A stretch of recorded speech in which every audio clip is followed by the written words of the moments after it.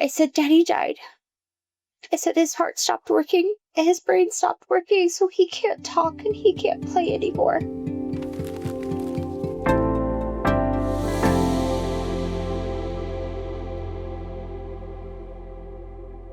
Hi guys, welcome back to the Just for Today podcast, where we dive deep into uncomfortable topics with zero filters. My name is Adriana, and today I have Morgan here with me. Hi, Morgan. Hello, thanks for having me. Of course, thank you so much for coming over to share your story with us. Happy to. So, I actually met Morgan through social media. She is widowed as well. Unfortunately, she lost her husband Thomas in January of this year. Yeah, right? Yesterday marked 8 months. 8 months. Yep. Man, and it was very sudden. So she is here with us today to kind of share her story and hopefully bring light to, sudden death and how much it sucks. Yeah. Can you tell us a little bit about Thomas and your life together before? Those parts my favorite. This is my favorite question. Thomas and I met in college. So he grew up in California. I grew up here in Arizona. We met our freshman year of college. We were just friends. My roommate is the one that introduced us. We were hanging out all together. He would come and snowboard with her. They would go do things, but I was dating someone else at the time. It was just Thomas. He was just this big, goofy, burly guy that came in, gave the best hugs. It was just loud. And left freshman year, came home, did my thing, went back sophomore year single, had told myself I was not dating, was not going to do it, had ended a 3.5, almost 4-year relationship. Had watched my parents go through a divorce. I was like, this is my year for me. Like, I'm just going to take on college. I'm going to live my sophomore year. 3 days into sophomore year, I get a text from him going, hey, I went to check into my dorms and they won't let me. I'm early. Can I come stay with you and Kim, my roommate? And I was like, I mean, you can, sure. Like, we just got back. Never ended up staying the night with us. Ended up sleeping on someone else's couch, which is totally fine. I'm walking up to go visit another friend, and there's this pedway at NAU because we went to NAU together. And I'm walking up the center walkway, and all of a sudden I keep hearing my name. And I'm like looking around, and I'm like, I don't see anyone. So I kept walking, and then I get a call going, did you not hear me? And I'm like, I heard you, but I didn't know where you were. He said, come say hi, I'm lonely. And then going to dinner with someone. Came back. I was like, I'll stop by on my way home. So I stopped back in. He was watching School of Rock. He was like, do you want to stay and watch a movie? And I was like, I mean, I got nothing better to do. Sitting on opposite ends of the couch watching the movie. And by the end of the night, we were like next to each other. Oh. Walks me to my car and kisses me. And I'm like, that's not what I planned for this year. This is days into the roommate I was seeing that I had just the friend I just met up with, I told her, I was like, oh, I'm going to go see Thomas. And she was like, he likes you. And I was like, no, he doesn't. Like, no. And I told her, I said, I'm not dating this year. Kisses me. I go home. And 4 days later is when he finally shoots me a text again of like, hey, I had a great time that night. And I'm like, you waited 4 days? Right. He was probably so nervous on the other end. He was. What do I say? He always said I was out of his league. He goes, I didn't think you would want to date me. I always felt like you were out of my league. And from that moment forward, we were inseparable. Yes. We did downtown in Flagstaff. He actually lived with me and my dad that summer while he was doing an internship. We were just inseparable. We did all of college together. We graduated and we moved back down to Gilbert. We both took jobs. We were doing our thing. We bought a house. And then we got married in 2019.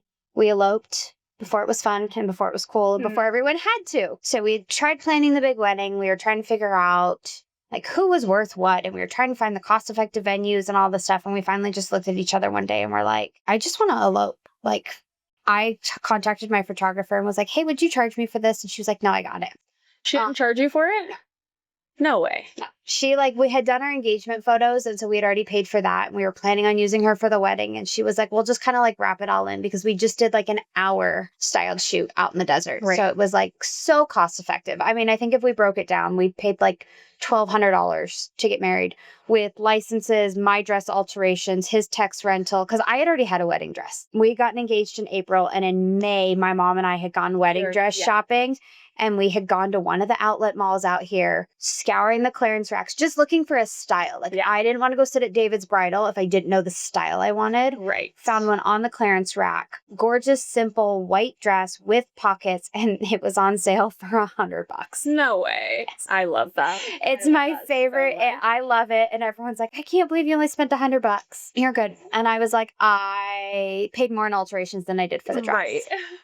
But we ran out to the Superstition Springs Mountains out at Lost Dutchman's Park, did the whole first look and everything. Like, we drove out. We kind of kept it as traditional as we could. Like, I didn't stay with him that night. I stayed with our best friends. But it was just for us. And it was just the two of us, our two witnesses, my sister, and our dog, and an officiant. So we did, like, actually legally get married out there. Yeah. Read our vows. And it was, to this day, my favorite moment. My absolute, we would have done it again. We had talked about doing a 10-year wedding renewal out on his parents' ranch. Mm-hmm. And so that was going to be the big, like, celebration with everyone, because we did get a little backlash for not having the wedding. Yeah. We did have parties. So, like, we were celebrated right afterwards in California with all of his family. And then my mom threw us a party, like, on our actual wedding date here. But then it was almost more fun because we got to celebrate for, like, months. Right. And you're not stressed about, like, everything going perfect, like, because it's your wedding day and everything has to be, you know, like, there was no stress at all in all of it. There was so much joy and so much happiness and just so much of we're married. Yeah. And, like, we left work on Friday not married and showed up to work on Monday married because we were like, there's no point to take time off. Yeah. And I was a teacher at the time, so we were waiting to do a honeymoon until a break because it just made more sense. We were planning to do our honeymoon in 2020, and then COVID. Everything happened. Yeah. We had bought a house, so we took that time. We were 4 months into being newlyweds, and now we're locked in the house with each other and nothing to do and nowhere to go. Right. And I look back on that and think that that's a time that could have broken a lot of people. Yeah. And it strengthened us beyond belief. Like, we loved every moment that we got to spend glued to each other's sides. We decided to dive into renovating our house. So not only were we newlyweds stuck in COVID, then we decided to do a renovation project. And where I was like, those 3 things should have, like, broke us. Right. And it did the exact opposite. Yeah. We got pregnant with our first daughter at the end of that year. Welcomed our first daughter the following year. 2 months later, got pregnant with our next. So our daughters are 23 months apart. They were 3.5 and 1.5 when he passed. He was just this huge ball of light and energy, and I was a very reserved person when I met him. I was a very, like, a rule of follower. I did things. I was a planner. I was a type A. I did everything that I was, like, supposed to do. Right. And he was a, like, fly by the seat of your pants of, like, this just sounds like fun. And he was loud and singing and jokes and movie quotes and just this energy that I never knew I needed. Yeah. I got in him. He always said he wanted boys. We ended up with 2 girls. Of course. And he was, like, destined to be a girl dad. Mm-hmm. Like, they were his world. I had the pleasure of being able to clean out his office at work. Like, I was the one that got to go in and get everything. Yeah. I had never seen his office. It was a very secured facility and things like that. So I wasn't allowed to go in, like, daily. When I got into his office that day, it is me and the girls plastered across his walls. Their artwork, their pictures, everything. And it was like, that was his, that was him. He and everyone at his office, like, when they came to, like, give me condolences and, like, help, they were just like, that's all he ever talked about. Yeah. So, like, he talked about you and those girls constantly. Yeah. And that was just it. We were his world and he was ours. And I tell everyone, no marriage is perfect. No life is perfect. We were damn near close. Yeah.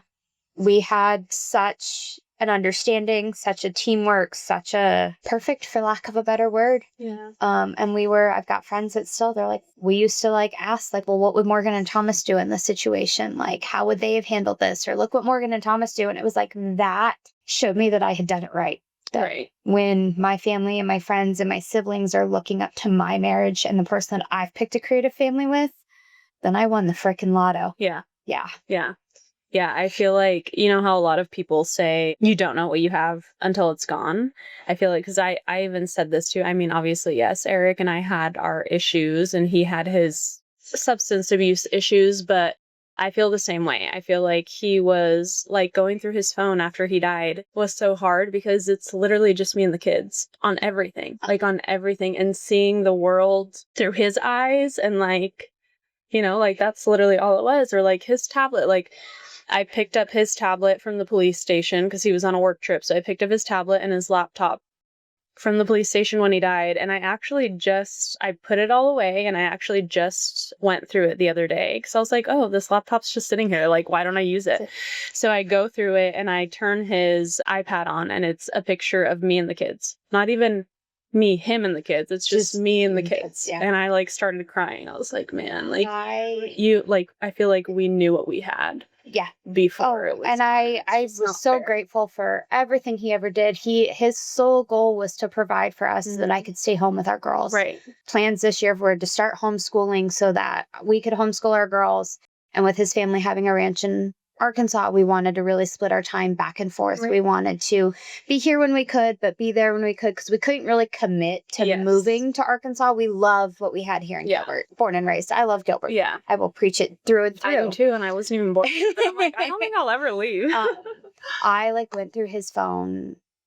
I think it was 2 nights after he had passed. I had this I need to go through it. And I want the photos that I know he never sent me. I know he took photos, never sent them to me. Started going through his phone and get all the way back to our wedding. So 5 years ago, happened to find a video of our wedding ceremony that I did not know existed until that night. And I don't know if he knew existed until I found it that night. Yeah. Because other than that, there was no videography at our wedding. We just hired a photographer. She was like, oh, I'll try to set up video. And it just didn't work. The audio didn't work. And we were like, so be it. Didn't really need it. It was for us. It wasn't for everyone else. Right. It was for us. And it happened to be that one of our friends that was there had his phone and she videotaped our vows to each other. Oh, and I found it 2 nights after he passed. And I mean, we've been married 5 years. I've never seen that video until 2 days after. Yeah. I'm so thankful for it now. And I know the friend that took it, and I called her 2 days later and was like, I know you probably don't remember taking this, but I also know that it's you because the other one with us was going to be bawling her eyes out. Yeah, she did. So I know it wasn't her, but that is probably one of the hardest but most amazing ones that I found since going through his stuff. I had no idea. And now I have it for me. I have it for my girls. I sent it to someone to have the audio cleaned up because it was windy and we're out in the desert and it's on an old, iPhone 8 or whatever. But to see them through their eyes is then you really we really were your whole world. It wasn't a facade. It wasn't a show. It was, we really were everything to you. Yeah. And that's what makes it even harder some days. Yeah. Yeah, I know. It's hard. I feel like I constantly got the thought too. I mean, you wouldn't wish it upon anyone else, right? But it's why is it that the good dads or the good, why? Yeah. Why the ones that people that want to be here and want to show us and want to devote every moment of every day to their wives, to their kids, to their family are the ones that are taken at 29. Yeah. Yep. Yeah. Yeah. I know. It's not fair. It is not fair. No, it's 100% not. You did share on Instagram about how quickly everything changed after New Year's this year. Can you walk us through those few days? From the zoo trip you talked about in the hospital and all that. So, January 2nd was a Thursday. It was our last big hoorah for the holiday season. Thomas had taken almost 3.5 weeks off of work. So he had the whole end of the year off and was going to go back. So actually going to go back to work Monday, the 6th. So on the 2nd, we decided to use our zoo pass, take the kids to the zoo. We met up with my mom and stepdad, got a beer, wandered the zoo. Kids are with grandma and grandpa. We're riding the carousel. Just a great, wholesome, family day. We went to lunch at one of my absolute favorite restaurants that night, that day. We got the girls home. We had just hung out. Christmas chaos is still intact. And we're just enjoying a Thursday afternoon before he's got to go back to work starting on Monday. And that night, he's sitting in his chair. We're watching a movie and he's I'm freezing. And I'm I'm giving him crap because I'm first off, you're never cold. And he's no, you don't understand. And he's shaking. And I was then I get a thermometer out and he's got a fever. And I'm and it was still a low grade fever, but he's got the fevers and chills. And then he started puking that night. And I'm Googling because what else do you do at 11 o'clock at night? Right. And I'm I think you have the flu. And he's okay. He's miserable all night long. I get him to urgent care Friday morning. Urgent care confirms it's influenza A. They send us home with Tamiflu, Zofran, and a cough syrup. I get him home. I get him into our room. I keep the girls and I away as much as possible. I'm trying to give him Gatorade, Pedialyte, everything, trying to get, crackers and apples. And he like can't keep anything down. And I'm like, his brother's an EMT paramedic. His dad was a firefighter EMT paramedic. So I'm like texting everyone. And they're like, no, the flu is bad. Like he'll get through it. Day 2 and 3 are really bad. And I'm like, okay. So we're like muddling through it. I'm trying to like keep the kids away. I'm disinfecting the house constantly. I'm like trying to make sure I'm not getting sick. And then Saturday, he really wasn't getting any better. Mm-hmm. And he was like, I'm really having a hard time breathing. And he has bad allergies and he has asthma and the dogs were in with him. So I was like, let me get the dogs out of there, like open up the windows. 7, 8 o'clock that night. Like I was trying to get pulse ox on him, like trying to just make sure we were still like functioning. And his hands and feet had started to turn like blue from like the lack of oxygen. Oh, wow. And I'm like, we can't do this. We've got to go. So my brother and his girlfriend come over. They take the girls. I'm trying to figure out like if it's faster for me to get him in the car, if I need to call 911. Right. I get him in the car and we're on the way to the hospital and I am begging him not to die on me. Oh, man. So what is he like at that point, though? Is he kind of like just lethargic? And he's like, lethargic. Okay. He's up and like he can talk to me, but he's really struggling to breathe. Okay. I mean, he hasn't eaten or drank anything in Right. like So 48 hours. Okay. He's miserable. And I'm like, please don't die on me. We pull into the hospital and I like run in. They come out and get him. They get him in a wheelchair. They get him into the ER like instantly. There was no like no waiting. And they get him hooked up to oxygen. They start getting him on fluids. And the doc comes and tells us that he's severely dehydrated and in acute kidney failure. And I'm like, okay. And they're like, it's from the flu. The severe dehydration is leading to the kidney failure. So that's where like a lot of this is coming from. The oxygen in his body is trying to go just to his heart and his brain right now. That's why his extremities have turned blue. So like, we're going to get him on fluids. We've got him on oxygen. Dialysis would be the next course of action to help like clear out the kidneys. Right. And so this is Saturday night. I mean, I think it's 10 or 11 o'clock at night that we're in the ER and we're waiting and waiting and waiting. And they're running all the tests they can. And then they're trying to determine there was an issue. He was struggling to breathe and they couldn't determine if there had been air that had gotten like outside into his chest wall just from the constant vomiting. Right. Because if there had been a tear in his esophagus, they would have needed to go somewhere else because they didn't have the surgeon there to like be able to repair that. We're waiting and waiting and waiting. And it's like 4:30 in the morning on Sunday. He's like, go home to the girls. Like, yeah, he told you. Yeah, he was like, go home to the girls. Like, go let Jared go. They're telling me that it's just a waiting game. Like, come back when I've got a... Is he feeling better at this point when he's telling you this? I can still see that he's pretty dehydrated. They're telling us that, like, once they can get all the gunk out from his kidneys and do the dialysis, that would really start to, like, help. They're just waiting to see. They didn't want to start dialysis if we needed to be somewhere else for the esophagus. Right. So they're running the CT for that. So it's about 4 o'clock in the morning that I finally go home. I relieve my brother and his girlfriend. I like curl up on the couch because I'm like, my room still hasn't been disinfected, cleaned, nothing. Like, I left the hospital, I kissed him, told him I loved him, told him I'd see him in the morning. I got home and just crashed on the couch for maybe an hour and a half, 2 hours. I'm back up at like 6 o'clock in the morning texting him. And he's like, I'm staying in Queen Creek. So he's staying at the Ironwood Hospital. They weren't transporting him. They were just waiting on a room. And while they were waiting, they were going to come do the procedure to place the port in his neck for dialysis. During that procedure, he went into cardiac arrest. Was observed. Thankfully, the nurse was there, but he was down for almost 30 minutes before they got a heartbeat back. Are you there? No. I'm home. He's texting me that they're just waiting on that they're going to do the procedure. And so my mom shows up to watch my girls. I call and I'm like, hey, I'm Morgan Baker. I'm looking to see where my husband is because I was trying to figure out, did I need to go to the ER department still or was he going to be placed in a room? Right. And they're like, well, we'll contact a nurse and they'll call you back. Like, because you just talked to like the front desk thing. Yeah. And I get a call back and this nurse in very broken English goes, your husband's in cardiac arrest.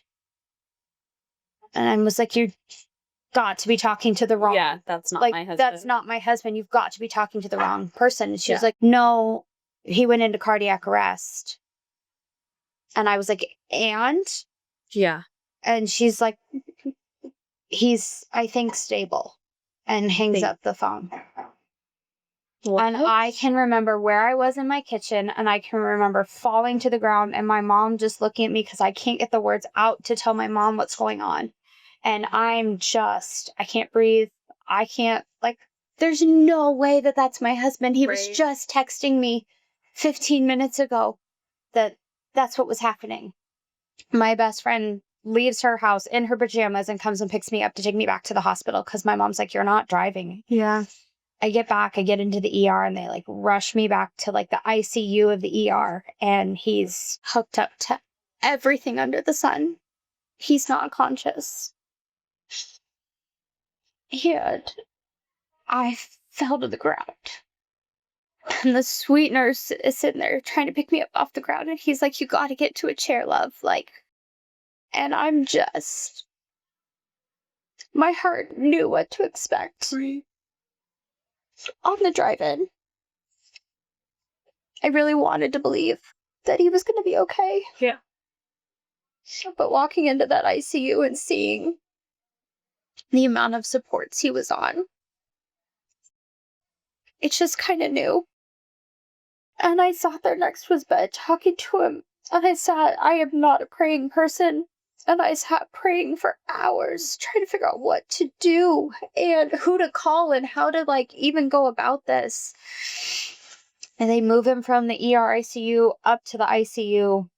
And at that point, too, then they're like, you can't be with us until he's stable. So I'm sitting in this like teeny tiny little waiting room of the ICU. And it's me and my brother's girlfriend. They brought me food. They're just sitting with me. Like, I'm not talking because what do you even say? Yeah, there's nothing. And so I'm waiting and waiting and waiting and waiting. And finally, they like let us into the ICU room, and they're trying to tell me everything. And I mean, all of it's a blur now. I mean, it was all a blur then of the supports he's on, what they're looking for, what we're needing. And at that time, we were still just waiting for the kidneys to refunction. And it was kind of this, we won't know until he comes out of it, like what's going on, like brain-wise. Hung out all day on Sunday. I went home when his brother and his mom showed up.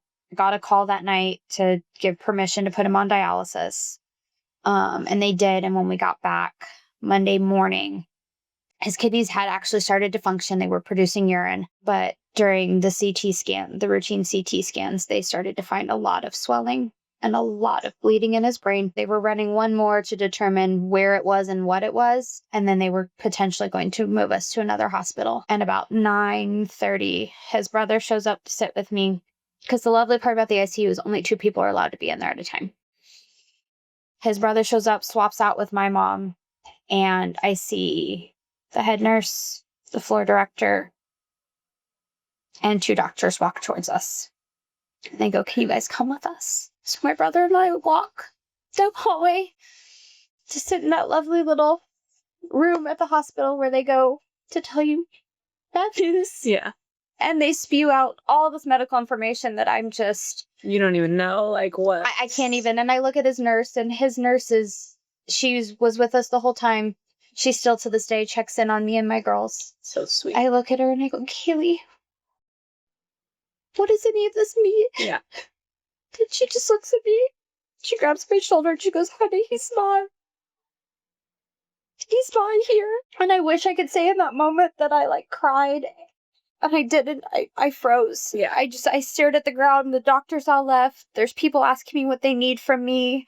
My brothers and my brother-in-law sitting next to me, and we're just, neither one of us are saying a single word. You're like in shock. Like, what? Pure shock. And the floor director looks at me and goes, what can we do to help? I said, how do I tell my girls? Mm-hmm. And that's the first thing that left my brain is, how do I tell my 3-year-old and my 1-year-old that daddy's gone? Brother-in-law and I both look at each other and go, what do we do? And we both were like, we're too young to make decisions like this. Like, what do we do? And so it was Monday morning at about 9 o'clock that had been, the diagnosis had been confirmed, or however you want to identify it. But it wasn't until the following morning when we actually pulled supports and he passed. We were waiting for everyone to come.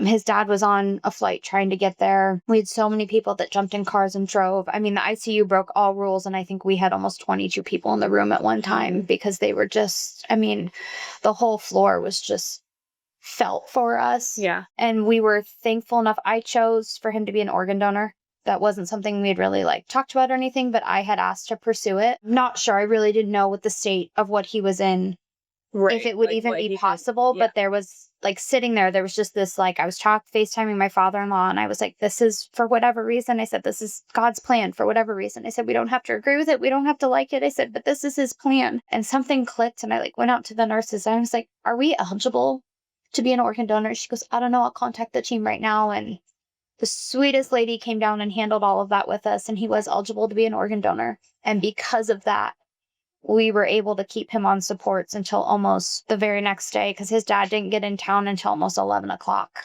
Monday night. Mm-hmm. And because they couldn't get us an OR until almost 3 o'clock in the morning, he was able to stay until his dad got there. But he had a walk of honor in the hospital. And I mean, at 2 o'clock in the morning, you would not have known it was 2 o'clock in the morning. There was probably 50, 60 doctors, nurses, staff just lining this hallway as we walked him to the PACU. We all sat waiting. And of course, they're like, you'll get down there and it'll be about 10, 15 minutes, and then we'll ask for permission. It ended up being almost 45 minutes, an hour that we're sitting around him in the PACU, and we're all just, it was silent for a while. I know I rambled something off to him, to his parents, for almost like a half hour. I couldn't tell you what I said. I hoped it was something inspirational, but I don't think I was just thanking him for everything. And then the hardest part is that I had to be the one to give permission to pull supports. And I did. And it was about a minute and a half after they pulled supports that he was caught. Yeah. And that's where the story of this begins. And where are your girls at this point? They have been home. Okay. I have a wonderful, wonderful friend that put her children elsewhere and had been at my house all day Monday, all to the morning. Yeah. She took my girls. She had other moms that came over, and I had a village rally around me that day that got to my house, started disinfecting and cleaning my house, cleaning my sheets, taking care of my girls, stocking my fridge, taking down my Christmas lights so that I didn't get a fine from my HOA. And beyond thankful for my friend Amanda, because I knew I didn't have to stress. She had my girls. She'd been to my house enough times that she knew where everything was. And I was to the point where as long as they're loved and safe right now, I'll figure it out. And there was the part of me that was like, do I bring them to the hospital? Right. Do I not? And I had enough family members that came that I really didn't necessarily want that to be the girls' last image of their dad. Yeah. And I have photos. Yeah. Our wedding photographer is my sister's best friend, and she showed up to the hospital, and I asked her to do the unimaginable. And I told her, I said, you can tell me no. I said, but will you take final pictures of Thomas and I? And she did. And so I have them. I did not look at them for probably a month after because I didn't want to see them. Yeah. But I have them.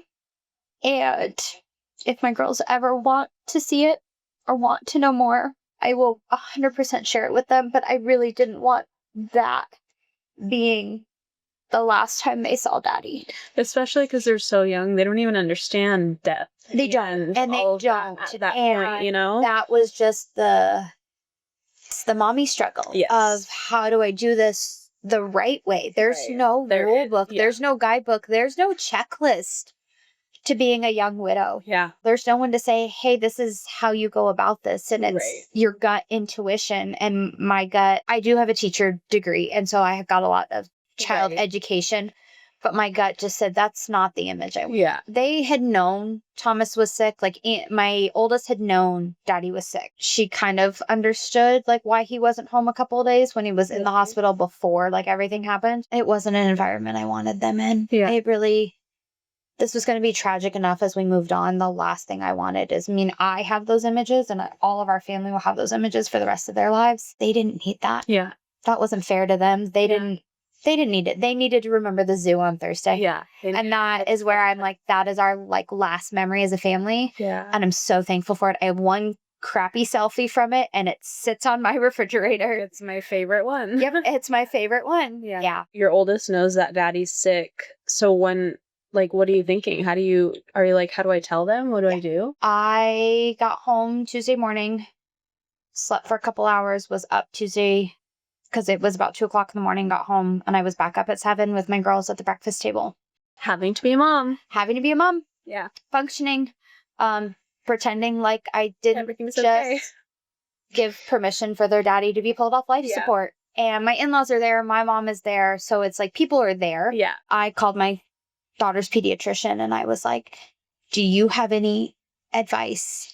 And he had some really wise words. I guess there's a Sesame Street episode that we could use. Yes. And he and I talked, and I mean, I went to school with his daughter, so I've known him for a very long time. Right. He knows my background. And then he kind of he goes, whatever your gut tells you is what's going to be the right thing. I did not tell her for 2 days. Yeah. Because I couldn't find the right moment. I couldn't find the right words. Every time it would like get brought up because there was so many people in my house.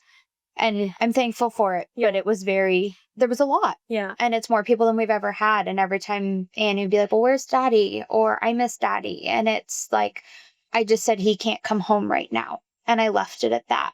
And because the times that it would get to, we'd be in the like full blown tantrums. And I was like, now is not the moment to drop this abstract thought and thing on her. So it was 2 days later that she like had come into my room by herself. Her sister was napping and I sat her on my bed and I said, you know, daddy's sick, has been sick, right? She was like, yeah. She goes, he's at the hospital. I said, daddy can't come home. She's like, why? I said, daddy died. I said, his heart stopped working and his brain stopped working, so he can't talk and he can't play anymore. She kind of just looks at me and I'm obviously like trying to keep it together, but I'm crying. And I'm trying to keep it as like black and white as I can for her, of like not trying to say passed on and not like trying not to sugarcoat it, but also trying not to like traumatize her. Right. And so we did use the words. We said, daddy died. And she was like, okay. And then the most 3-year-old thing, she goes, can I watch a movie? Yeah. I went, yeah. Yep, honey, you can. Yeah. And it's just kind of been, daddy died. He's in heaven with God. But it was like the moment that I did tell her was so natural. And so I was in the headspace to do it. She was calm. She was quiet. It was just us. She knows daddy's in heaven with God. And that's about all we've established. But she's 2 and my other is 4. Yeah. So. Yeah, and she was like 1.5. She was 1.5, and I mean, she's been my Velcro baby from day one. Like, even when he was alive, she would go to him if she had to, but she's been glued to me since day one. So she's a mommy's girl through and through. I know with her to be later in life that we've got to kind of talk more about things. Yeah. And I'm almost thankful for that because I will be at a better place to understand and how to heal. So it's like, it's absolutely horrible with how little they are. There is some beauty in it because it allows me to heal. Right. And really then help them heal versus all of us trying to heal at the same time. Right. Has your oldest asked anything else in those? She really hasn't. Yeah. I get that it takes a while. It does. And I get that I miss daddies a lot. Yes. We got him a lot more. Yesterday was 8 months, so we're 8 months out now. And we just keep him a part of everything that we're doing. And she knows that daddy's always in our heart. Yeah, I feel like that's, for that age, is kind of normal. Because Emmy she was a little older. She was 4.5. She was obviously the oldest. And I basically told her like the same way you did. Like, daddy died. His heart, stopped beating. He can't eat. He can't breathe. Like, all these things. And trying to make it as concrete to understanding. Because like for her, she was like, well, when their iPads die, it's like, well, we just charge it. We put a new battery in it. And why can't we fix it? Yeah. She didn't ask me until it was last October. So it was at 1.5 years. Yeah, 1.5 years after he died. She was like, yeah, but how did daddy die? Like, how did his body stop working? Like, she didn't, but that whole 1.5 years, she was just, and it was I miss daddy. I wish he wasn't dead. I wish he would come back. All these things. Yeah. And even the other, like the younger two, like my son, I think he did ask me actually for the first time the other day, but we were like, there were so many of us and we were all like just talking that I was like, this isn't the place to tell you how daddy died. And then he like quickly just like change the subject. So I was like, okay, good. I say that it's kind of the beauty in children sometimes, though. And I like brought it up to a therapist one time. She was like, you do realize like emotions are only supposed to last 30 seconds. She goes, so when they're sad and mad and angry, Yes. she goes, she's going to be sad and she's going to say she misses him. And then as soon as you acknowledge that, and she goes, she can't sit in it like we can. She doesn't grasp that concept yet. And that, so it's like, I know when she gets the, I miss daddy, and why isn't he here? And why can't he pick me up from school? And why can't he be at donuts with dad? And it's like, we talk about it. She's sad, she cries. And then it's like, we're done. we're yeah, done. Let's And it's move like, on. I wish I could be that way. I know. It's like, I really wish that I could be Yeah. like, I miss you. I'm mad that you're gone. And then like move on with my day. And then be okay, you know, Yeah. not okay, but like not She in hasn't asked much. I don't know. I'm ready for the day that it comes because I know it's going to. Yeah. But no, she hasn't. She really is just kind of, she gets it. And she'll tell people, my daddy's in heaven. And it's so matter of a fact. Crazy how blunt they are. They are. And there's the part of you that's like, yes. Oh, we don't know these people. And then there's the other part of you that's like, I'm damn proud that you can just take it like that. Yeah. And that shows me that we've done something right in this. That you're not afraid of like, you know, sugarcoating it. And like, you're not hiding this part of our life, because that's the other thing. I'm not hiding this part of my life. Right. I'm not going to shield them from it. We're not going to shield their friends. Right. Like, it's not my job to make you comfortable with my situation. Yes. If you're that all the time. You're uncomfortable. This is my life. Yeah. I say that all the time. I'm like, if you feel uncomfortable with my children's feelings, imagine how they feel. Yeah. Like, I'm not concerned about you. So I'm concerned about my children, you know? Oh, 100%. If you feel so uncomfortable with that, just imagine what they're feeling inside their tiny little bodies. That they can't express or understand or even, come to comprehend even remotely. Yeah. Yeah. Yeah. Yeah. It's crazy. But yeah, the matter of fact is sometimes it's almost funny. Like Eric died in March, and that Father's Day, so March, April, May, 3 months after, I went to the store with Emmy, and I'm not even thinking, you know, like it's Father's Day or anything like that. I had to go to the grocery store really quick, and this cute little old lady is checking out in front of us, and she turns around and she's like, "Oh, are you coming to get something for your daddy for Father's Day?" And Emmy goes, "My daddy's dead." And the lady, I swear, she looked like she wanted to cry. Like she looked at me first, like kind of acknowledged, like, is that really true? Yeah. And I was like, yeah, he is dead. And she was like, oh my gosh, I'm so sorry. And she was like apologizing over and over again. And Emmy's like so confused, like why I just told the truth. Like, it's just sorry? My life. I don't know what you're talking about.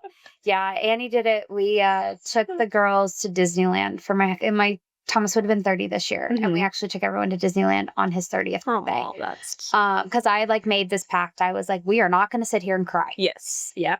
Father's Day and then his birthday were butted up next to each other. Yeah. And I was like, I'm done with this. We're going to do something fun. So originally we were going to aquarium. Things happened and we ended up at Disneyland. Uh-huh. Not the worst place. No. And we like went in to see Mickey for the first like meet and greet one-on-one with Mickey. And the cast members like, "Oh, what are you here for?" And Annie's like, "We're celebrating my daddy's birthday." And the cast member like looks at my brother-in-law and Annie's like, "No, that's my uncle." And then like the other person is my father-in-law. And she's like, "No, daddy's not here." And they're like looking at me and I'm like, he passed. And all of a sudden the Disney is like, "Oh, we messed up." Yeah. And I'm like, "Well, you did it. You didn't know." Like, right. But the matter of a fact is part of it where it's like, you know what, but it is. Yeah. And I'm like, I think you get that from me. My dark humor comes out from time to time. Rubbing it off on you. I'm sorry. But I also love that because I think that goes to show like how, I don't know if messed up is the right word for like society and like, you know, older people because they're not comfortable with it, whereas like children and younger people are so comfortable with it. So when does that change? When did that shift happen? Yeah. Like, are you always this uncomfortable with it? Or is this like this shift that we can make though by doing things like this. This where it's like something we shouldn't talk about. Right. Yes, it's sad and it's emotional and it's tragic and it's horrible, no matter the situation. But if we sit here and talk about it, we're keeping their memory alive. We're making it so that other people can come forward and tell their stories. Right. Like you going public with your story on Instagram, you were probably not the first and you're probably not the last, but I can guarantee you make contact with someone that then felt the need to share their story. Yes. I know I felt that way when I like became a widow and I'm searching Instagram for anyone that tells you that life's going to be okay. Right. It's lit the fire in me to be like, I want to share my story because couldn't find anyone that's been widowed by the flu. Right. I want to share my story. I want to share the trials and the tribulations and the good that can come out of all of this.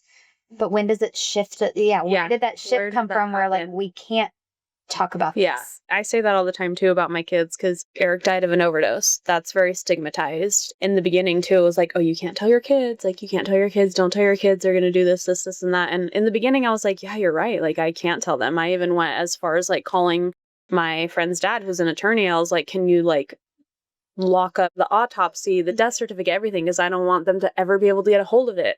And like, I was like all about it. I was like, yeah, you're right. And then I was like, wait, why? Like, what is that doing for them? Like, that's not. And then what if one day they do find out and they're like, wait, why didn't you tell me? And then they're gonna hate and then me. you're like, there goes our relationship. Exactly. Yeah. So I'm like, no, I'm gonna do the opposite. We're gonna talk about it so much that when they try to, like, when someone tries to bully them at school because their dad died of that, they're gonna be like, you don't know what you're talking about. You know, like, you can't. You have to give them the power. And what we have to do as moms. Yeah. And I think sugarcoating it and trying to like, hide it save them. It gets to a point where we have to be age appropriate with things, obviously. Right. Yeah. But, like, Emmy doesn't know her dad was like, you know, what he was doing. Yes. She just knows that he took something. But you're never going to keep it from her. Right. Right. When it's appropriate and when questions are asked, like, obviously I will tell her, but yeah, you have to be age appropriate with what you tell kids. Yeah. So, but yeah, it all needs to be talked about because it's not fun when you just have to sit there in your own pain and you have to keep everything to yourself. And it's hard. Angry people in the world. The world would be so different if we could just acknowledge everything. And I think someone posted it's another widow. I can't think of who it was the other day, but something about like the gratitude that she feels towards people, like, now that she's in widowhood, like when people do even the smallest tasks of like how grateful you are for people and things like that, that it's like, this is a situation I would never want another human to be in. But if everyone was and grabbed that gratitude that we have for the simplest things, the world would be a such different place. Because I don't know about you, but I mean, the smallest things that people do for me or show up for me, it's like, I'm so much more grateful for the people that do show up in my life and want to show up in my life for me and my girls. And I mean, the simple task of dropping coffee up on my doorstep, I thank people a million times over. And they're like, you can stop thanking me. And I was like, but I want you to know that how deeply that really did feel for me. You spent $6 and took 5 minutes out of your day. That changed my whole morning because someone heard that I was having a bad day and tried the best to fix it, even though they know if Thomas were here, that would fix it, and they can't bring Thomas back. They can't do that. Yeah. Yeah. I agree. I was talking to my friend Brittany about that also. She's a widow, and we were talking about that, how just like widows and people that have lost someone so close just view things differently, and they have this gratitude for life and for others. You're kind of like, when something happens, instead of getting so pissed off at someone so fast, like, I'm like, oh, I wonder what they're going through today. Like, what's happening? I'm so much more like when people are slow, driving. I'm like, I'll get there when I get there. Yeah, I can care less. Like, who knows? Yeah, exactly. The people in the grocery stores and things like that, or, when you're calling, trying to handle something, you're like, I don't know what they went through before they shut into work today, that you're like, thank you for helping me. This took 45 minutes. It shouldn't have. Yeah. I got stuck at the dealership for 3 hours for an oil change the other day. I could have been so angry about it. And I was pretty grumpy by the time I got home. But like, we watched movies on an iPad and I journaled and I wrote, and it was like, we just made the best out of it, where old me, pre-widow me, whatever you want to call it, would have been so angry at things like that now you're like, it's not a big deal. Like, it's really nothing's not a big deal. I mean, the messes in the house are not a big deal anymore. Laundry not being done is not, I mean, being on time is a hard one for me still, but I'm never on time. I was never on time before Eric died, and now I'm like, really never on time. Like, I have to set alarms to things and like make myself think things start an hour before they actually do, and I'm still late. I'm like, cool, great. But yeah, some things just change. They do. So what would you say has been the hardest part of parenting through all this and losing Thomas? The parenting aspect is the part I think I've struggled the most with as a widow. Everything else I've been pretty okay with. The not having someone to share attention with, like with my girls being so young and they both want my attention and they both want to be cuddled and loved and needed. That part's a really hard part for me. I've always been a stay-at-home mom, but Thomas walked through the door at 5:00 every night, and he would take both kids so I could cook dinner. Yeah, that's how it was for me too. So, I mean, I didn't start cooking until like 4 weeks ago, if I'm being 100% honest, because I couldn't. I could not get anything more than chicken nuggets made, and even mac and cheese if we were lucky. Yeah. Because someone is hanging off of me and someone didn't nap. So someone's melting down. And no matter what toy, TV, movie I'm pulling out of my pocket, it's not cutting it. Yeah. My kids ate Uncrustables for months and months and months after Eric died. We ate Uncrustables and pizza. We were on a meal train for 2 months. I was on DoorDash, and I are best friends. Yes. I don't know how widows before 2025 survived, because with Amazon one day or Amazon same day and DoorDash and grocery pickup, where you don't actually have to go into the store and talk to anyone, I don't know how they survived. Yeah. Those are all my most used apps. And I have no shame in it some days. The not having that tap out too, like when they're at their wit's end and I'm at my wit's end, especially with the fact that I'm with them all day, every day, there's no reprieve. There's no break. There's no moment to take to myself. I mean, I can't tell you how many times I've told them, like, can you please let mommy go potty by herself? Oh my gosh, yeah. You do not need to be here. I need 30 seconds. Or the days that like they didn't nap, or things, it's like I'm trying to take a shower and they're laying on the bathroom floor with an iPad, because it's like, I need a shower. Yeah. And I don't want to do it at 9:00 at night. I want to do it now, because I didn't do it at 9:00 at night because I fell asleep in your bed with you last night. So I had such a good grasp on parenting. And I said it the other day to someone, I missed the mom I was before he died. I was the Pinterest mom. I was the activities a week. We were at swim, we were at dance, we were at story times. I mean, we're still at play dates all the time because it keeps me sane. Yeah. But I'm like, I don't have the patience I used to have. Yes. I don't have the energy to put forth any extra. Like my daughter's birthday, she got to bring in treats. I would have made cookies, and I mean, I would have gone balls to the wall. Yeah. And I was like, it's store-bought Rice Krispie treats, because I don't need to impress anyone. Right. And you don't have the energy. I don't have the energy. I mean, I barely have the energy for myself. Yeah. And I've really focused this last month of taking what little energy I have and actually putting it into myself. Yes. I hired myself a nutritionist. I hired myself a trainer. I'm like taking that little energy I have now, and I am dumping it back into me, because I know I can be a better mom if I dump into me. Right. But there's just no time for anything other than them. Yeah. And you love them dearly, but you're not the same mom you were. Yeah. And once I let that go of like, well, I'm never going to be that mom again, because that mom doesn't exist anymore, unfortunately. Yeah. But died with him. I say that all the time. There's so many parts of me that died with him. Are you kidding me? Yeah. Real shitty to solo parent, especially 2 toddlers, and especially in the dynamic that Thomas and I had. We were a team. Like when we went places, everyone knew that it wasn't like we'd go out to dinner and it would just be me handling the kids. When we went to, the pool with my family, it wasn't just me. Yeah.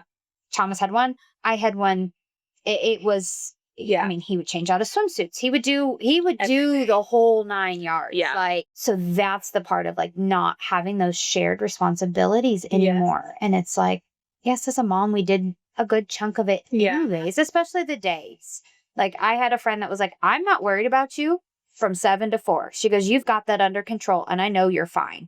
She goes, fine-ish was the word. And I said, yeah, we're surviving that. She goes, the 4 to 7 is where I know that you're struggling. We're in our groove now. We've definitely found our routines, and they've gotten older. And so they're a lot more independent on certain things. Right. And we've revamped situations. We've revamped how we've organized our house. We now share a bedroom so that I only have to do one bedtime in one bedroom. Playroom got a revamp so that everything they need or want is all in one room. Right. So you adapt and adjust, but it's hard. It's hard, especially when you do have such a hands-on partner. Like it's crazy. Like I that's one thing that is so hard. Like I don't think I ever changed a diaper if Eric was around. I never had to. Thomas's, and I didn't even have to ask. No, that was Thomas. When he would find out someone was like, if a friend of ours was pregnant, he would go to the dad and he's like, I'm going to tell you right now. Yeah. He goes, she doesn't change a diaper until you have to go back to work. Yeah. She doesn't change a diaper. And I mean, with both girls, I don't think I changed diapers literally until he was off of maternity leave, because his thing was, I can't do anything else. I can't nurse. He goes, half the time I can't put him to sleep because they're nursing to sleep. If I can change a diaper, then that's the only thing I'm going to do. And I mean, he would still get up in the middle of the night feeds and do the diapers until I finally was like, okay, I've got this, it's taken too long now. I can get this down faster. Right. But no, Thomas was the same way. And he would tell every new dad, he would look him dead in the eye and goes, she doesn't change the diaper. And that's you do. Good advice. And that's it. And I've told everyone, like, I've had a cousin that had a baby after Thomas died. And I was like, I'm going to give you Thomas's advice because I know what it would be. Yeah. And he was like, yeah, I could hear him saying that. I said, that's his advice. It is when you have such a hands-on partner. And I hate it when people are like, well, but my husband travels for work. I know what you're going through. Oh my gosh. I'm like, please stop.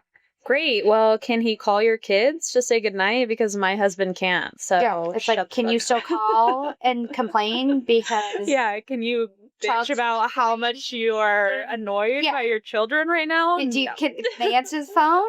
And I'm like, well, yeah. And I was like, then stop. Yeah, because I can't. It's not the same. Or that I get where you're coming from. You're trying to tell me you know how to solo parent. Yes, but you don't. Yeah. And it's like, it's not just a solo parenting aspect. It's like a whole mental shift. Like you said, like the patience, I'm so bad. I am the most impatient person ever. And I wasn't like that before with my kids. I hate it so much. I get so overstimulated so fast. And I like bath time. Bath time sends me through the roof. Yeah. Because I'm like, we just need to get clean. It's not that hard. Pajamas. I saw something somewhere where someone puts earplugs in during bath time because of the sound. Yes. Because it gets overstimulated. And I was like, I didn't realize it's the sound that's probably driving me nuts. Yeah. I've noticed that recently because I'm like, I'll literally sit there and close my eyes and it's just, it's like I have superpowers and I can hear every tiny little thing because I can hear like everything dropping on the floor and I'm like, oh my gosh. And the amount of water that gets like dumped out of the bathtub. Yes. There's the whole tub. Yep. Patience is, I have none anymore. Yeah, I don't either. I used to be a kindergarten teacher and I taught kindergartners and first graders with autism is what I used to do. Oh, so you had a different I had patience. Yeah. Like, where's that patience? Yeah. Yeah, I would like that. Who can I buy that from? Seriously. So what do you hope your girls will always know about their dad, even though they were so young? I want them to know just the big freaking goofball he was and just his love for life and his love for people.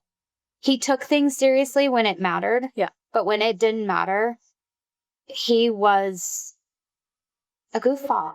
And it's exactly like what I needed in my life when I met him.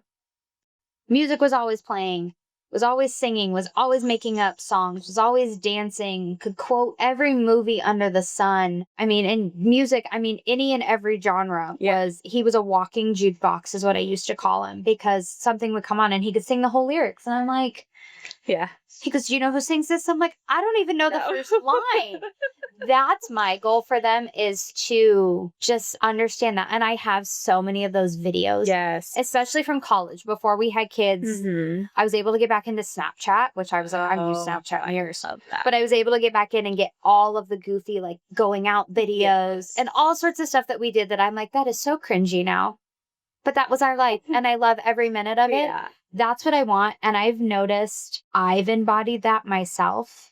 Of like kind of that like carefree attitude that he had. Right. And I like try really hard to like have the music on and dance more and sing more. And I'm like, because that's what he was to me. And I'm like, I think I'm missing it. So now I'm like, well, now it's me. You need to do it. And that's going to be me. But that's the part that I like want them to know. And then just that he loved everyone. He was 29 when he passed. We had almost 275 people that showed up to his service. A good chunk was family, but a lot was old neighbors, old coworkers, childhood friends, high school friends. Yeah, almost 275 people showed up to his memorial services. Wow. That just, to me, spoke volumes of who he was as a human. And those are the things, like, I can't wait to tell them that day of, like, this many people came out to want to say goodbye to your daddy. Yeah. That's how many lives he touched. Yeah. And that's what I want them to take with them is that if they, especially with the knowledge that they have and that empathy that I think they're going to go up with, the amount of people that they'd be able to touch with this, I mean, they're going to embody that. And Thomas. What would you say has been something that has surprised you most within grief? The guilt that comes with grief. All the other parts of it, I like anticipated. The sadness, the acceptance, that part. The part that really wasn't talked about and the part that's really gotten me is the guilt that's associated with it, of when you finally start to find your footing again and you start to find joy and happiness, how hard that hits. Mm-hmm. Because no one talks about that part. Mm-hmm. No one talks about the part that comes, and grief and joy walk hand in hand. Yeah. It's the 5 stages of grief, which are just complete BS. Yeah, those are not. That's the part that I've struggled with the most, but the part that I like feel like isn't talked about either. Yeah. That you feel like you aren't doing enough to honor them. And as soon as you like stop talking about them to like move on to do other things, then you feel like you're guilty for going a day without remembering that they're dead. Yeah. Because it's like, there's been mornings that we've had wonderful mornings. Yeah. And music and pancakes and movies, and we're out the door and we're to school and everyone's dressed, and all of a sudden then it's like 3:00 in the afternoon before it hits us like, oh crap, he is dead. Yeah. Then you're like, how did I go all day without forgetting that? Mm-hmm. And it's like, well, I never forget it. But that's the part that I think shocked me and the part that I have struggled with. Yeah, the guilt is a big thing too. I feel like I struggled with that for so long. And sometimes I still do. I mean, it's been 2.5 years, but yeah, I'll like find myself being like, well, why am I doing this? Like, it's not fair. He can't do it anymore. He'd want to do this, like, especially when it comes to kids. Oh, yes, that's the part. Like, my oldest had donuts with dad on Friday. Yeah, I saw that. And I didn't want to go.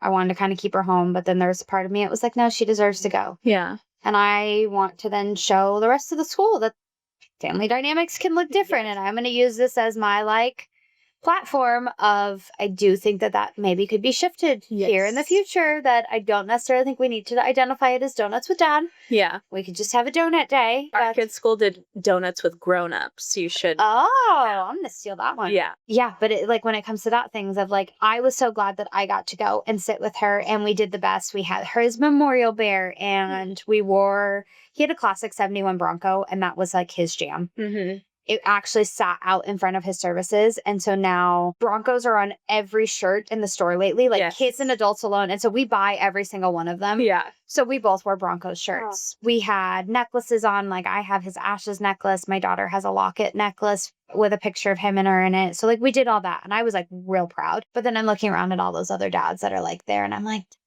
he would have effing loved this. Mm-hmm. He would have taken the whole day off, and he would have eaten this up, and he would have worn whatever shirt Annie wanted him to wear.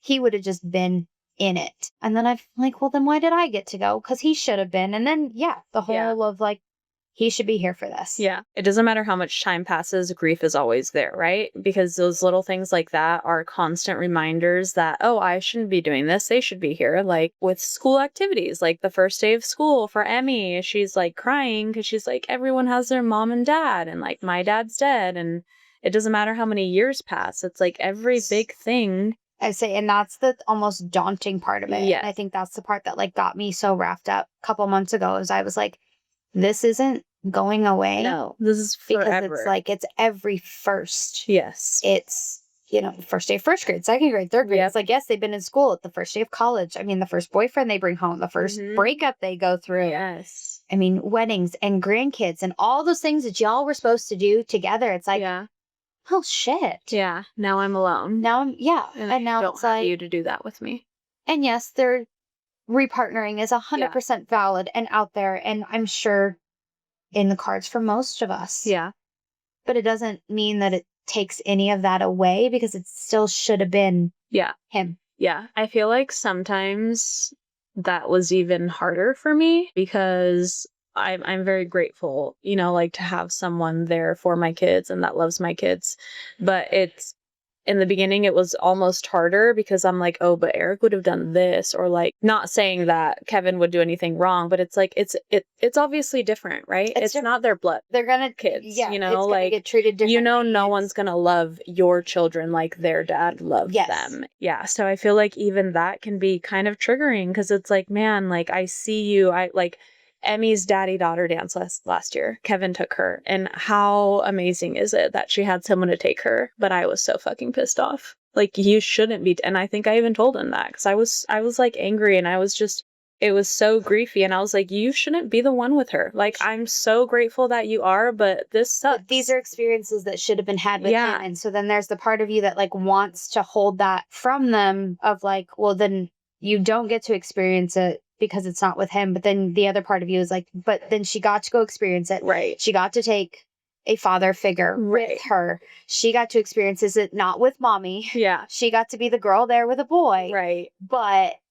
it still shouldn't be that way. It shouldn't be that way. Yeah. And I feel like if you tell someone that hasn't gone through it, they'd almost write you off as like being ungrateful. Like, oh my gosh, like, but you have some, it's like, no, but you don't it's get not it. the person it was supposed to be. Yes, exactly. And that will forever be there. Yeah. And it does it clouds everything you do. You're still going to have wonderful days of joy and excitement, but there's always that like haze, sadness over all of it. Mm-hmm. And that'll never go away. It never goes away. And that's the part that I think too sometimes is like so frustrating. Yeah. Like, I mean, I don't want it to go away because that would mean that I'm forgetting their memory. Right. But like, I also don't want it. Yeah. I don't want to go to the first day of preschool and be so excited and so glad that my daughter just walks right into the classroom and said, bye, Mom, love you. And in my head, I'm going, well, why am I standing here with my father-in-law instead of my husband? Yeah. Why wasn't it a bye, Mom and Dad, love you? Like, why is And again, so grateful that my in-laws came out to be a part of that day and like stand in. I don't want anyone to stand in. Like Yeah, it's so hard with the kids aspect. Yeah. And I feel for widows that didn't get the option to have kids. Because I mean, that breaks my heart in a whole other way. Right. But then to have the kids and know that, especially with how little they were. Yeah. They didn't. And knowing that they're going to have to live this whole life without that. Without it. And it's just this like, well, here's the bear for daddy. Yeah. Yeah. Right? Yeah. Here's... I know. It sucks. It really sucks. It does. And there's no sugarcoating it. No. That's what I do love sometimes in the widow community, though, is like we all just look at each other and go, yeah, it effing sucks. Yeah. And it's like, yep, that's the most valid answer anyone can give. And you feel validated in that moment because the people that are like, well, but it's like, stop with no, I don't need your butts. I don't need your butts. It just sucks and that's it. I just need you to say, it sucks. Yeah. I remember when I went to Camp Widow a few months after Eric died, that was like the first time I actually like left my house to like see other people other than my family. And I was so like, no, I'm not going. Okay, I'm going. No, I'm not going, because it was so fresh. And I'm so glad I did because I felt so good. Like, it's just people, like, obviously other widows. You're with hundreds of other widows.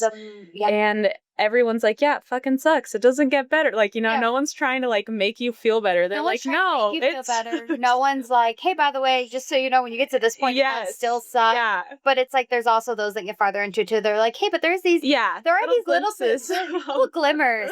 Yeah.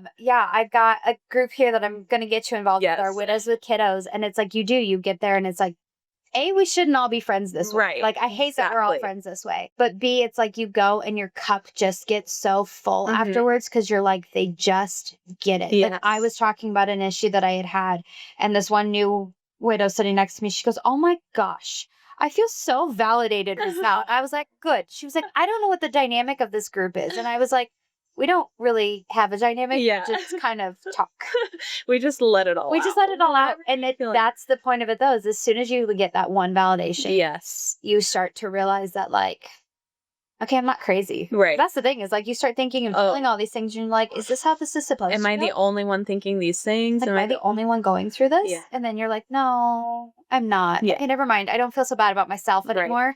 And then you almost get like rejuvenated of like, nope, I can't do this. Yeah. I'm going to do it because I have no choice. Yeah. Yeah. Absolutely. I want to know how like sicknesses look for you now. Like, have your daughters gotten sick since he died? We have. There is a lot of health anxiety and I'm working through it. I mean, we all got a cold and stuff like that. And the logical part of my brain knows that like not everything's going to end like that. Right. But there is still a lot of PTSD wrapped around that. I did end up having to take my daughter to the ER 2 weeks ago. Mm-hmm.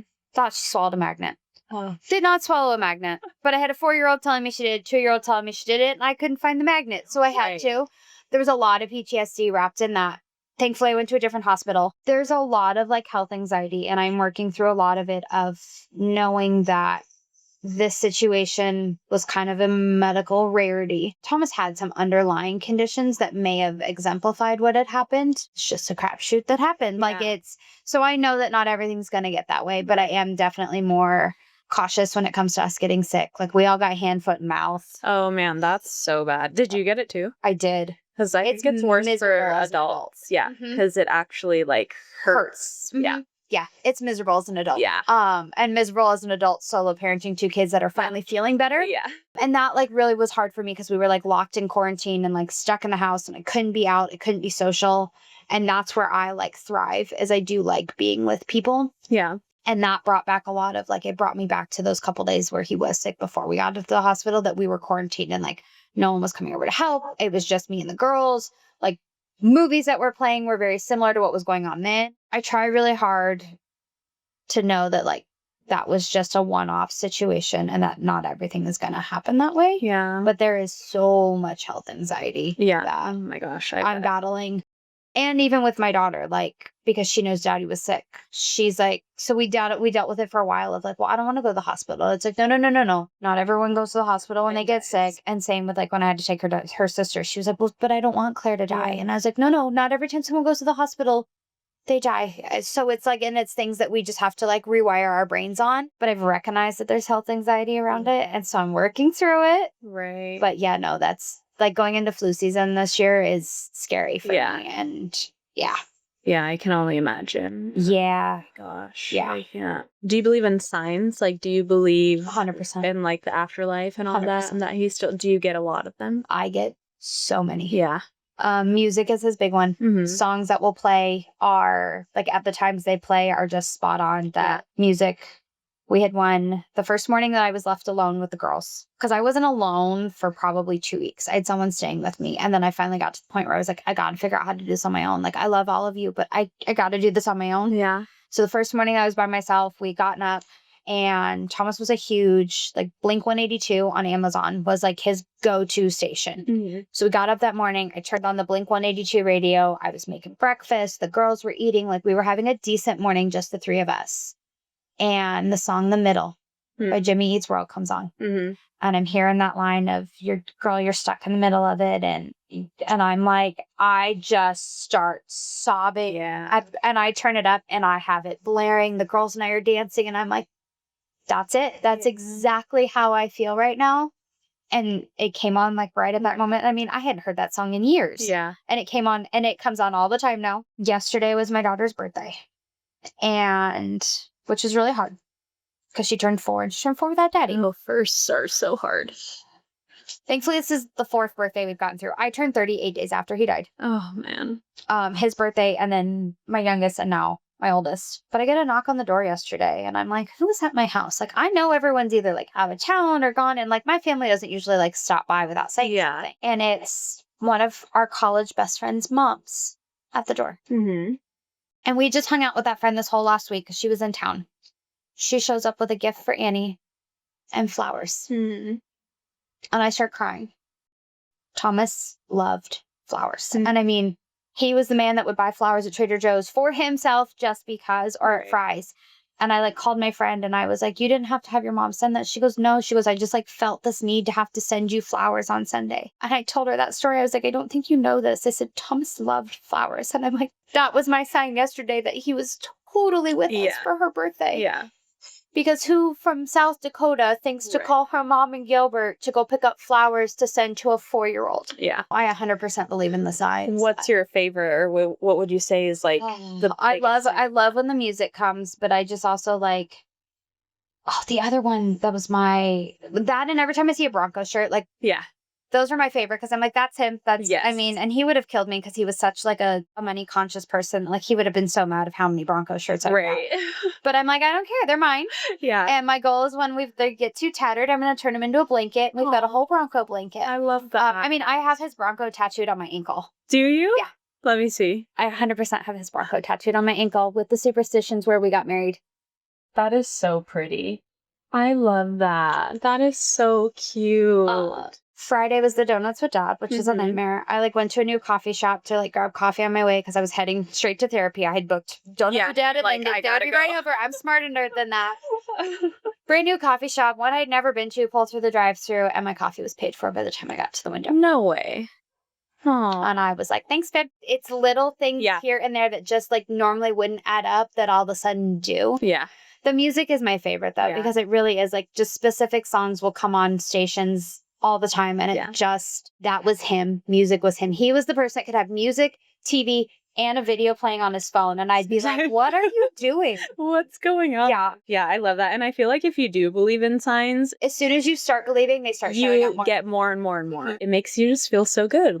You're gone, but you're not really gone. You're still here. You're here just in a different form. Yes, exactly. And you're still watching us. You're still helping. You're still doing things. Yeah, exactly. Oh, 100% I'm a side believer. Before being a widow, probably would have told you no. Right. Probably but you're crazy. It's just a coincidence, this and that, and all that since stuff. Becoming a widow? Yeah. Oh, 100%. You'll take anything that you can get. Literally anything that you can get.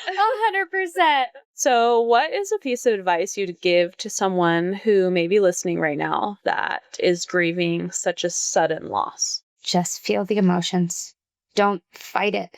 Don't sit there and try to distract yourself with work or projects or hide from it. Because the sooner you sit in it, the sharpness of it starts to ease up. Yeah. There's always going to be that hole, but the edges start to heal just a hair, the sooner you can just sit in it. Yeah. Because I find if you sit and try to fight it, and I mean, I've watched it happen with so many of the people in our circle alone of diving back into work or disappearing to different states and just not talking about it. If you're in the trenches of grief, especially a tragic one like this, let yourself feel it.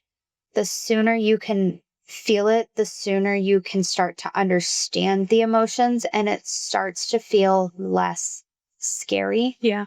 And less daunting, because that's the part of it too. If you've never experienced grief before and this is your first experience with it, which for me it was. I mean, I've lost grandparents and things, but I was 5, 6, 7 years old. I've never dealt with grief like this. Just letting it be. And grief is a needy fucking friend. Mm-hmm. And if wants all your attention. Don't give her the attention, she's like the toddler that will come back louder and more obnoxious to the point where then it's breaking things. And it's you that ends up breaking. Sit in it. Yeah. Have the bad days. Sit and cry and turn the movie on for hours on end with your kids. DoorDash. Don't feel like you have to get through it because there's no getting through this. Mm-hmm. There's no finish line. My brother-in-law and I will talk all the time. It's a marathon with no finish line. Yeah. So true. That is so true. There's no finish line to this. So you can't expedite it. You've got to just let it consume you some days. Yeah. I think that's really hard for some people because you have to sit in the quiet and you have to be uncomfortable. We're not used to that. No, we're not. Right? And it's a very hard thing to do. And I'm not saying that I did it right in the beginning. Yeah. Yeah. But it got to a point where then you realize that the sooner you can sit and be uncomfortable, the sooner you can just, I don't want to say accept because that word doesn't seem right, but I can't feel like I find the right word of. It's almost freeing. It frees a part of you. That you let the grief be a part of you instead of this thing that you're battling. Yeah, you're fighting against. And if you just let it run its course some days, and you have your days, you have weeks, especially around milestones and big events and things like that, that the grief is bigger. But if you let her be bigger, then she goes away again. Yeah. And it's that waves. Yep. But fighting it makes it so much worse. Yeah. I fought it. I have times I fought it. And I mean, as a mom, sometimes you have to because you can't grieve until they go to bed. Right. And then there's other days that no, the kids have seen me cry all day long and they're like, Mommy, you're sad? Yeah. Why? I miss Daddy. Yeah. I just straight up miss Daddy. Or the other day and I was mad at something. They're like, what are you mad? I said, I'm mad. They're like, why? I said, I'm mad that Dad's not here. Yeah. And he should be. And they kind of look and they're like, well, can we be mad? Like, Go for it. Yeah. You get to be mad too. And there's a part of that. I'm thankful that I do sit in it that way because it does show my girls that you're allowed to openly express your emotions. Right. We are not going to be a household that hides. We're going to be sad and mad and angry. And my 3-year-old had told me that the other day. She goes, I'm sad, mad, and angry that Daddy's gone. Me too, sis. Yeah. What do you want to do? She goes, I want to cry. Go for it. Yeah. And it's hard. None of it's easy. And I'm not sitting here saying, oh, yeah, just sit in it because I did it. It took me a while to get to that point. And I think it's also hard too when you have like family and like that support system, because it's also, like I said, it's uncomfortable, right? But it's also uncomfortable for them. So when someone sees you struggling or being sad or sitting in it, they will try to get you out of it and like try to make you feel better. I'm very much like, when Eric died, I wanted to do everything. Like, I had to do everything. And a lot of the things I did not want people there with me. Like I came to pick up his ashes. I wanted to do that by myself. Like I was living in California at the time. His ashes were here in Mesa. I wanted to fly out by myself. I wanted to pick up the ashes by like, I didn't want someone else to come with me. And I feel like a lot of those things are hard for other people to understand, because it's like, well, you're making yourself like feel worse. And I'm like, no, I'm just feeling what I want to feel. You're just feeling it though, because then you felt it the way you wanted to feel it without anyone sitting there going, well, but yes, or yeah, do you want to go get lunch to make it better? Yes. Do you want to go do this? And like, it's no, like, I I just wanted to be sad. Yeah. Like, I genuinely just wanted to be sad. Yeah. Same thing when I had to move out of my house. I have a big family. And they're like, we can do like a packing weekend. Like, we'll all come over and we'll do it for you. You don't have to do anything. I'm like, no, I don't want any of you guys to touch your stuff. I want to go through everything. I'm going to put everything away. I want to do this. I want to do that. And they're like, yeah, but it's like, you're messing with yourself. Like, you're making it harder. And I'm like, no, I'm not. You should probably make it easier on yourself. I feel like you were that the one that did it. And if you didn't want to touch it and you delegated it, then that would have been exactly what you were feeling. But to do it yourself, yes, you sat in it, but then you were the one that physically boxed it up, knew where it was, and you watched yourself do it. So then it's not this, now you're not worried. Or you're not regretting 6 months from now, like, well, where did that one shirt go that I know I want now? Right. Where is it? It's hard. And everyone wants to help. And everyone does. They want to, like, see you happy again, and they want to take it away, and it's like, no one can take away this pain. You can lessen it here and there, but you're never going to take it away unless you can bring them back, which we all know we wish cannot, but we can't. What would you say to someone that knows someone that's grieving? Like, what would you tell them to do? Just show up. Do not ask what needs to be done. Don't text and be like, can I do something for you? Don't say, call me if you need me. Yes. I actually have a sheet on my phone that I created because I got contacted from a friend about 2 months ago that had a distant friend that was in a motorcycle accident. Husband passed and the wife survived. She goes, what can we do to help her? And so I made a list, and I made a list of like the checklists that I wish, say, you were handed when you were handed the death certificates of the checklist of like, hey, by the way, I have one of those in my notes too. That's that I like shared of like, this is the practicality stuff that you need to file for Social Security. You need to, you need to get a will and a trust if you don't have one. You need to file for guardianship for kids and things like that. Like, here's the legality side of things. Here's the things that you need to do. Just show up. Take over shampoo, conditioner, and toilet paper because they're not paying attention when those things are running out. If they have pets, go over and just feed them and walk them. If they have children, show up with new toys. Show up with coloring books. Show up with Chick-fil-A. Show up with a McDonald's Happy Meal. But just show up. And if they want you to leave, respect it. But show up. And if they want you to leave it at the doorstep, leave it at the doorstep. But if they invite you in, stay. Don't say a single fucking word. Yeah, that's a big thing too, is like, just having someone next to you, like, it's so nice. And if they want to talk, then listen. Exactly. But you don't have to talk. You don't have to start conversations. You don't have to be like, oh, well, how are you feeling? Or I'm so sorry. This will get better. But just don't say anything. Just sit there. And if you're there and they're just in the sink, do them. Yes. Laundry. Do it. If the floors need to be swept, just do it. Don't ask permission because you're going to make us feel guilty. Because it's like, well, but I should be able to vacuum my own floors. If you just do it, and in my head, I'm going to be like, oh, thank you. I wanted to get to that later. Right. Just do. Like, I had friends that organized my entire pantry. did not ask for my pantry to be organized. Yeah. But guess what? My pantry was organized and everyone could find snacks for my kids without me questioning whether it had expired or not. People built shelves in my laundry room to hold all the extra toilet paper and paper towel. My bonus dad, which is one of Thomas's best friends' dad, built a dress-up closet for my girls in one of our extra closets because he didn't know what else to do. He's not one that's going to sit there and talk. Yeah. So went to Home Depot and built a whole Yeah. dress-up closet for my girls. Yeah. Am I mad about that? Absolutely not. Yeah. Literally just do anything. Just do or just sit. Mm-hmm. Just offer to be there with kids. Don't try to take their kids out of their house if they don't want their kids. Yeah, I know. That's a big Everyone one was too. like, well, I'll come take the kids. And it's like, no, you can take the kids to my backyard. Yes, or like in the living room while I go take a nap, but Like, I don't want my them children here. in my house. Yes. Do and ask for forgiveness later. Don't ask for permission. Yeah. If it's someone you truly, truly know, you're gonna know what they need. Yeah. Do not ask what you need. We don't know what we need. Yeah. We need our person. Yeah. And our person is dead. Yeah. And that's the answer. Someone be like, well, what do you need? And I'd be like, I need Thomas. You ask me what I need. I would say that all the time. I'd be like, you can't give me what I need. Yeah. Sorry. Yeah. So don't ask what they need. Just do. And do more than what you would think or do less. Just do. I mean, a bag of chips and salsa probably would suffice. Yeah. To drop toilet paper and paper towels. I mean, the amount of diapers and pull-ups that had been collected from my sister's work for us was a saving grace because I didn't have to go shopping for diapers or pull-ups for weeks on end. Yeah.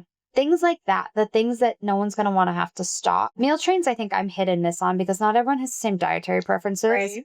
I think sending Uber Eats, DoorDash. Those were the best that I got. Even Fry's or Walmart gift cards so you can have the groceries delivered to like cook something yourself if you want. Right. Meal trains, I think, are wonderful to an extent, but no, just do. Yeah. Just do and ask for forgiveness later. Yeah. They're not going to be mad at you. There is not a single thing that anyone did for me in those first month and a half, 2 months that I am even remotely upset about. Nothing. Because everything is a big help. Like, no matter how small it seems, it really does. Sorry. I could it really care does less help.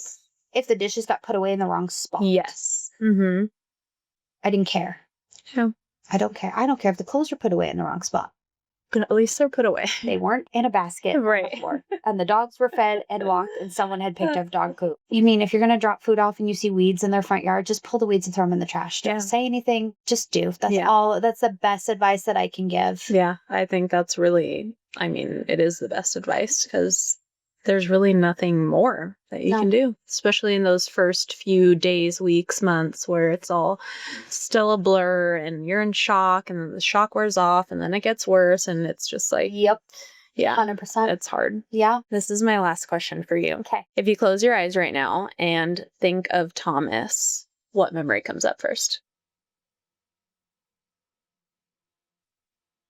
Our whole. The first one that comes to mind is one of our very first dates. He had an off-road vehicle and we were in Flagstaff. We drove down to Sedona to go off-roading with his friends and we went at sunset. I'd never been off-roading before in my life. My dad was a car guy, so like I knew cars and I'm a car girl. It's a bad thing. I love it. He was like, we're going to go off-roading. And I was like, heck yeah. And we had maybe been together a month and a half, if that. So we drive down to Sedona and it's sunset. We're doing all these like crazy, we're doing like the pink Jeep tours in sunset in Sedona, but in our own vehicle. Right. And we're laughing. The music is playing. We like get out. It's like one of our very first pictures together. It's a grainy photo. It's at sunset. And it was like, that was the moment that I knew, as much as I had said I wasn't dating, that I had found someone that made me feel alive. Yeah. Would give anything to have that back with him. But that's one of them. Yeah. Of just the pure innocence. I mean, we were 19. Yeah. And it was such a last minute. It was like we were sitting at dinner and all of a sudden it was like, let's go off-roading. Like there was no plan. There was nothing. It was just, let's go. And like, that's like what set the tone for our whole marriage and our whole life is let's just go. And it was he used to say, fuck it, send it. Yeah. And I say it all the time. Sounds like Eric. So much like Eric. So now I'm like, that's what I say, because then that's what he say it all the time. Yeah. Because he's like, what's the worst that's going to happen? Mhm. Send it. And I mean, there's so many times that I would have been like, no, we don't need to do that. And it turned out being the best, like, adventure, or like we went down a wrong path or things like that. Like, I look back and I have not a single regret of the 10 years that we spent together, because we accomplished everything we set out to do in our 10 years. And everyone used to like question, because you're only 24. Why are you getting married? Why are you buying a house? Why are you having the girls so close together? Like, why so quick? And there's just a part of me that goes, because this was our plan. Mm-hmm. And if I would have waited any longer, there's a chance that my second daughter would have been here. There's a chance that we wouldn't be living in the new house we bought, which has been a godsend to me because it's brand spanking new and nothing's going wrong. So I don't need to be calling people. You don't need to worry about it. I have nothing I have to worry about. It's like he set us up exactly like he would have wanted to. Yeah. Which is a blessing, but so hard at the same time, because so it's like, but you should be here with me doing it. Yeah. But he was just let's just go. And that's one of those, like, I cannot wait for the day to load the girls up and take them to Sedona and go do those off-roading and be like, this is what daddy and mommy did. Like, this is what we used to do. Yeah. So I have so many memories of him. He's amazing, man. Yeah. He was such a sweetheart, such a big burly goofball. Yeah. That's all I can say. Oh. He was a big teddy bear, and he gave the best freaking hugs. Oh. Like, that's the part that's like, the physical touch is hard. Yes. But like that specific hug. Yeah. He was our unicorn. Oh. He was a unicorn of a human, and unicorns are a sign he sends us constantly. I love that. I did not have a single unicorn item in my house. Like, yes, I'm a girl mom and I have 2 girls. I did not have a single unicorn item in my house until he passed. Blankets that were brought for the girls, stuffies, everything has unicorns on it. They went and got their first haircut, unicorn rubber ducks. They go to like some of these first things and it's unicorns, and like people drop off donations, unicorns. And I'm like, you know, it's him. I know, he has a part of. He was my unicorn. Yeah. It was hard to find. Sweet. You don't find them like that very often. Yeah. Yeah. I know. And I did. And it's so hard too, because like I get those comments too where it's like, oh my gosh, like some people don't even find a love like that in their life. So how lucky are we to have had that? Even though it wasn't for as long as we wanted it to be. It isn't. But I am damn lucky I did get it. Mm-hmm. And yes, my girls, the life that I wanted in 10 years. And it just almost makes me hopeful for what's to come. Yeah. If that's what 10 years looked like with him, and that's the standard that's been set for me. Right.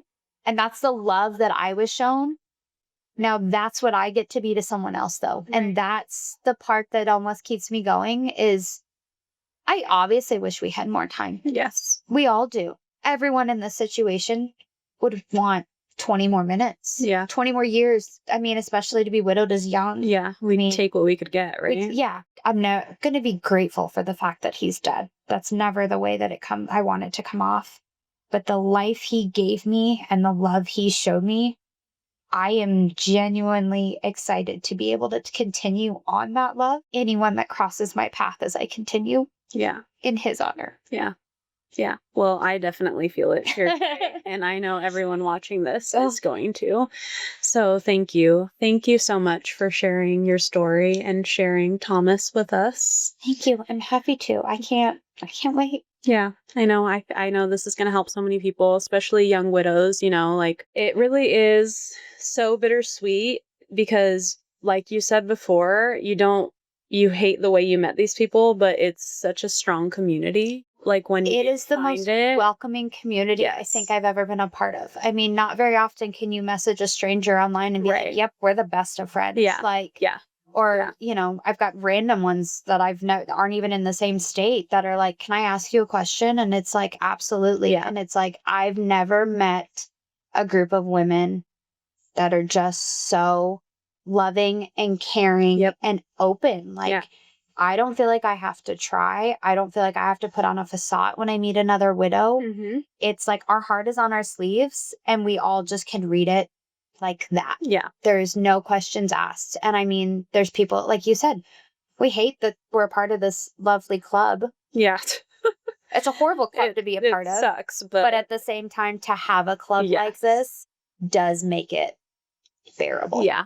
Yeah. It does make you feel seen and heard. And it's just really strong bonds, I feel like, because I've also met so many on Instagram, and a lot of them don't live in Arizona. Like, I have widow friends all over the world, really. It's like the bond you have, I just feel like is stronger than any other relationship or friendship that I had formed in the past. And it's probably a little trauma bonding. Yes, absolutely. A lot of trauma bonding. But yeah, it's nice, to have someone that gets it. Gets your dark humor. It gets the dark humor, doesn't look at you and be like, never mind. Like, or you need to be admitted into the psych ward. Yes, the ones that like don't judge you for being like, Thomas always joked you didn't want to raise teenage girls. Yeah. Well, yes. Yeah. Yep. Like, certain people you can't say that to, and there's have to now. Like, well, you got out of it. Yeah. Oh my gosh, I always that's so funny. That reminds me, because I was 29 when Eric died. He was 30. And I told him all the time, I was like, for my 30th birthday, I want new boobs because I'm done with kids. Like, I don't want like the big like boob jobs. Like, I actually just I want them to be just like, back looking like normal boobs. And I told him that, I think when I got pregnant with Riley, like for all the time, be like, for my 30th birthday, this is what I want. And he died in March, and I turned 30 in October, and I was like, wow, that's a good way to get out of it. No, that one, Thomas and I used to joke on that. We used to joke the only way out of our marriage was spotty bag. Yeah. Oh my God. That was the only way out. Divorce was never an option. Like, the only way out was body bag. And I was like, I meant at 80. Yeah, not 29. I didn't mean at 29. But like, there's people you can't say that to that find it nearly as funny as we do. Well, we're like, yeah. Yeah, I get it. Yeah. You have been wonderful. I cannot thank you enough for having me. Thank you for coming and sharing your story. I'm so excited to share my story. Yes, I'm so glad you did. And I'm so glad we have this new friendship. I can't wait to be a part of that. Widows with Kiddos. Wait to bring you into Widows with Kiddos. They are an amazing group of women. Yeah, I think that's also a great thing, too, is to have kids, like your kids be with other kids that are in the same situation. Yes. I've noticed that a lot more as Emmy gets older. It's so, like, it might be hard to notice when they're so young, but I feel like as they get older, it's so nice to have those friends that are just as messed up as they are. Yes, that get there. Yeah, 100%. Yeah. So like, same with us, how we can trauma bond and have our dark humor jokes. Our kids are gonna have that too. So like, having those friends that get it, that makes it look like life. It's like, it's okay. Yeah, they've got the same life I do. Yeah. Exactly. Yeah. Well, thank you again. And thank you guys for being a part of these conversations. And if you want to continue to be a part of them, like, subscribe, send, do all the things. And don't forget, just for today, keep going.